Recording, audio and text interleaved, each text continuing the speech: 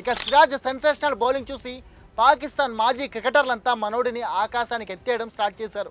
సిరాజ్ బౌలింగ్ని పాకిస్తాన్ మాజీ legend Wasim Akram masterpiece bowling అంటూ పొగిడేశాడు. లైన్ అండ్ లెంగ్త్, కన్సిస్టెన్సీ ఈ రెండింటి విషయంలో సిరాజ్కి 100కి 200 మార్కులు వేయకుండా ఉండలేకపోతున్నానన్నాడు. ఇప్పటి వరకు తన ఫేవరెట్ బౌలర్ బుమ్రా అని, బట్ ఇప్పుడు సిరాజ్ కూడా ఆ లిస్టులో చేరిపోయాడంటూ మన మియాభాయ్ గొప్పతనాన్ని పాకిస్తాన్ మీడియాకి ఇచ్చిన ఒక ఇంటర్వ్యూలో అక్రమ్ చెప్పడం ఇప్పుడు పాకిస్తాన్లో వైరల్ అవుతోంది. వసీం అక్రమ్ లాగే రమీజ్ రజా కూడా సిరాజ్ బౌలింగ్ని ఆకాశానికి ఎత్తేశాడు. కెరీర్ స్టార్టింగ్లో సిరాజ్ ఓన్లీ అగ్రెషన్తో బౌలింగ్ చేస్తుండేవాడు. అది చూసి ఎక్కువ రోజులు ఇంటర్నేషనల్ క్రికెట్లో నిలబడలేకపోతాడనుకున్నా, బట్ సిరాజ్ తనని తాను అద్భుతంగా మార్చుకున్నాడు. వికెట్ల వేటలో బుమ్రాకి సరైన పోటీగా మారాడు. సిరాజ్ బౌలింగ్ని ఇంగ్లీష్ బ్యాటర్లు కనీసం జడ్జి కూడా చేయలేకపోయారు. అందుకే వరుసగా వికెట్లు పోగొట్టుకుని ఓడిపోయారు.